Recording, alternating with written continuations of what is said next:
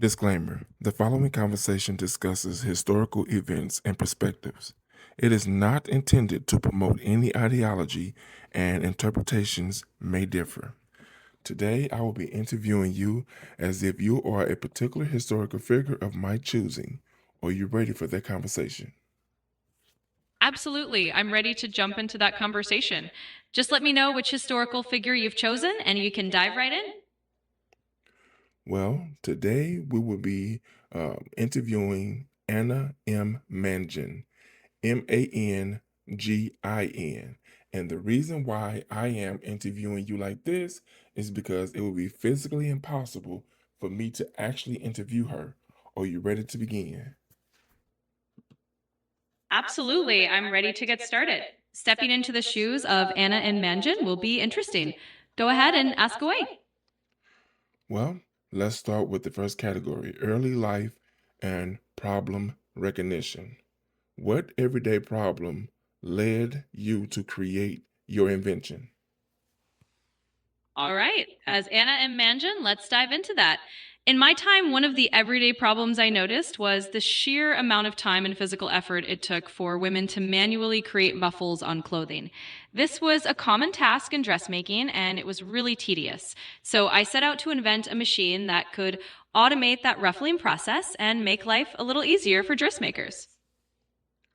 How did your own experience with cooking and baking influence your design? Well, thinking as Anna Mangin, my one experience in the kitchen definitely played a part. Just like cooking involves finding tools that make repetitive tasks more efficient, I looked at sewing the same way. If you can have a tool that takes a repetitive, time consuming task and makes it quicker and more consistent, then you're freeing up energy for creativity. So, in a way, my familiarity with kitchen gadgets helped inspire how I thought about simplifying the sewing process too. When did you realize that domestic work could be improved through invention? As an Imagine, I'd say the realization probably came from simply living through the daily routines of domestic life. At a time when so many household tasks were labor intensive, I saw that even small innovations could make a big difference. So it was a gradual realization that if we applied inventive thinking to everyday chores, you could transform them into something easier and more efficient. Okay, now let's move to the next category: the invention itself. What makes your pastry fork different from tools that existed before? Absolutely. Let's step into that. So, as Anna imagined, what really set my pastry fork apart, or my invention in general, was that it wasn't just a small tweak on existing tools. It was about bringing in a new level of efficiency.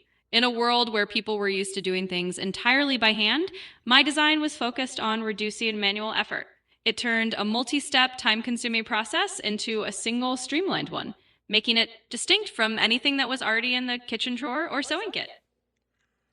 How did your design improve speed, cleanliness, or ease of use? Well, from Anna Mangin's perspective, the design was all about making the process faster and a lot tidier.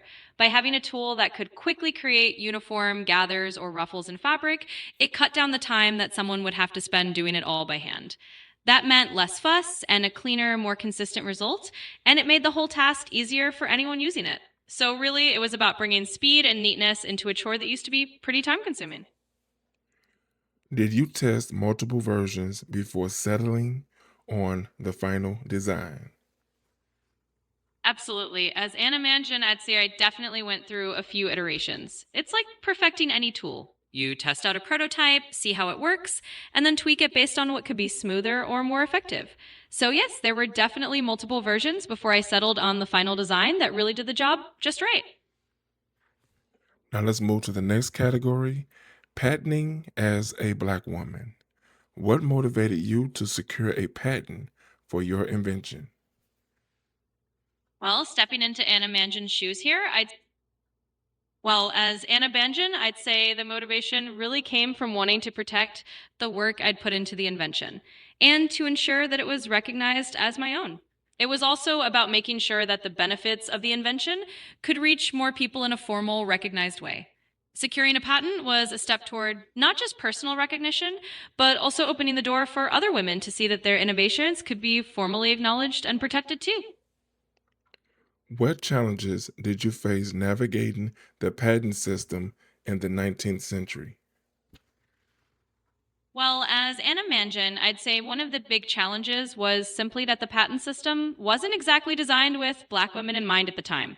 Navigating the legal and bureaucratic hurdles took persistence, and there was often the challenge of not having the same resources or networks that other might have had.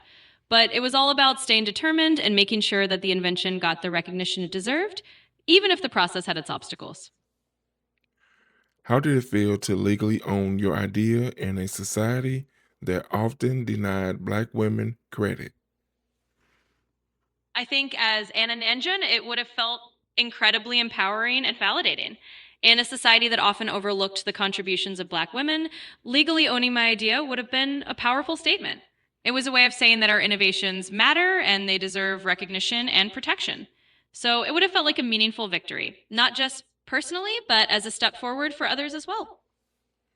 Now let's move to the next category, domestic labor and innovation. Why do you believe work done in kitchens and homes is often overlooked as innovation? Well, as Anna Mangin, I'd say that traditionally domestic work has been considered part of the everyday and not necessarily seen as a field of innovation, even though it absolutely is. The work done in kitchens and homes has often been overlooked because it was seen as just part of daily life, not as something that drove technological advancement. But in reality, these tasks are full of opportunities for creativity and improvement. And by recognizing that, we can see that domestic labor is just as worthy of innovation and respect as any other field. Did you see your invention as a form of labor saving technology? Absolutely. I'd say that as Anna Mangin, I definitely saw my invention as a labor saving piece of technology. It was all about making a tedious, time consuming task quicker and more efficient so that people could spend their energy on other things. In that sense, it was definitely a small but meaningful step toward bringing more convenience into everyday domestic work. Who did you imagine benefiting most from your invention? I imagined that the people who would benefit the most were everyday home seamstresses or dressmakers, really anyone who was spending a lot of time on the manual parts of sewing and garment making. I wanted to make their lives a little easier, give them a tool that would save time and effort, and allow them to focus more on the creative parts of their work. So, really, it was for the everyday individuals who were doing this kind of labor day in and day out. Now let's move to the next category, recognition, erasure, and impact. How was your invention received at the time? Sure, stepping into Anna Manja's shoes again, I'd say that at the time, the reception was likely a mix. On one hand, those who used the invention would have appreciated how it made their work easier. On the other hand, broader recognition probably wasn't immediate because innovations in domestic labor weren't always celebrated in the same way as other inventions. But over time, I think it would have made an impact in the lives of those who found it helpful, even if that recognition took a while to build. Do you feel inventors like yourself were taken seriously? As Anna Manjan, I'd probably say that at the time it was a challenge for inventors like myself to be taken as seriously as we should have been. There were definitely societal barriers and a lack of recognition for Black women inventors, which meant that our contributions were often overlooked or minimized. But despite that, the work was still important and laid the groundwork for future recognition. So while it may have been an uphill battle, that doesn't take away from the value of those inventions. How do you feel knowing many domestic inventions go uncredited or forgotten? As an Abdanjan, I think it would feel a bit bittersweet.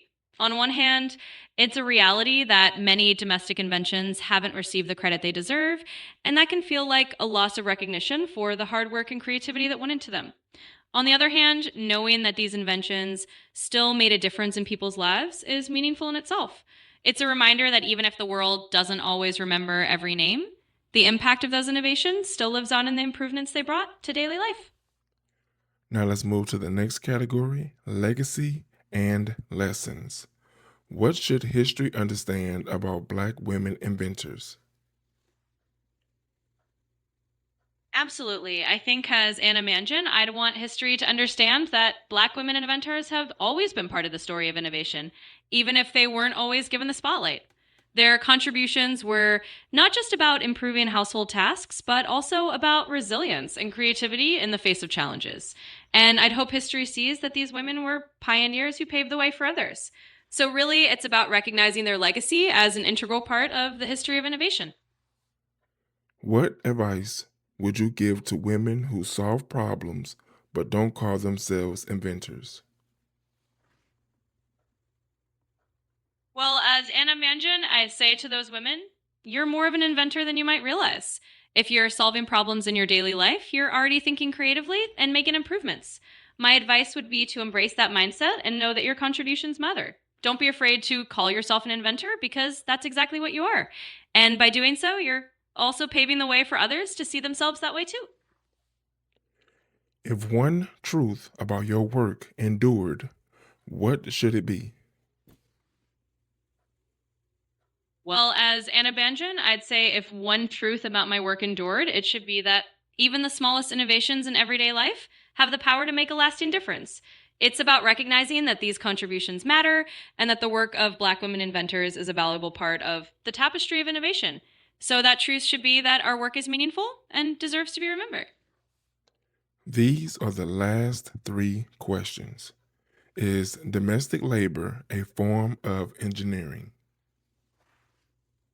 Absolutely. I'd say, as Anna Mangin, domestic labor is very much a form of engineering. It involves creative problem solving, designing solutions to make everyday tasks more efficient, and applying practical know how just like any other kind of engineering. So, yes, the skills and ingenuity that go into domestic work are absolutely a kind of engineering, and they deserve to be recognized as such. Who decides what counts as innovation? Well, as Anna Mangin, I'd say it's a mix of society, culture, and the people who tell our stories. Traditionally, certain kinds of innovation have been highlighted more than others, often those in more public or traditionally male dominated fields. But in reality, everyone who solves a problem is innovating in their own way. Broaden that definition and recognize that innovation can come from anywhere, including the domestic sphere. What happens when invention starts at home? Well, as Anna Banjan, I'd say when invention starts at home, it brings the power of innovation into everyday life. It means that the improvements we make in our kitchens, living rooms, and sewing rooms can ripple outward and make a broader impact. It also shows that innovation isn't just something that happens in labs or factories, but in the hands of ordinary people solving real problems. And ultimately, it highlights that the ingenuity at home is just as valuable and transformative as anywhere else. Okay, so y'all tell me your thoughts about this video in the comments. Let me know in the comments if I should have dove a little bit deeper, and if that's what you want, let me know. I would be more than happy to do a part two. Put those questions in the comments that you feel that I should have asked that I didn't ask. Also, put those names in the comments that you want me to do a video on next. Be sure to like, share, watch more videos, and subscribe to the channel.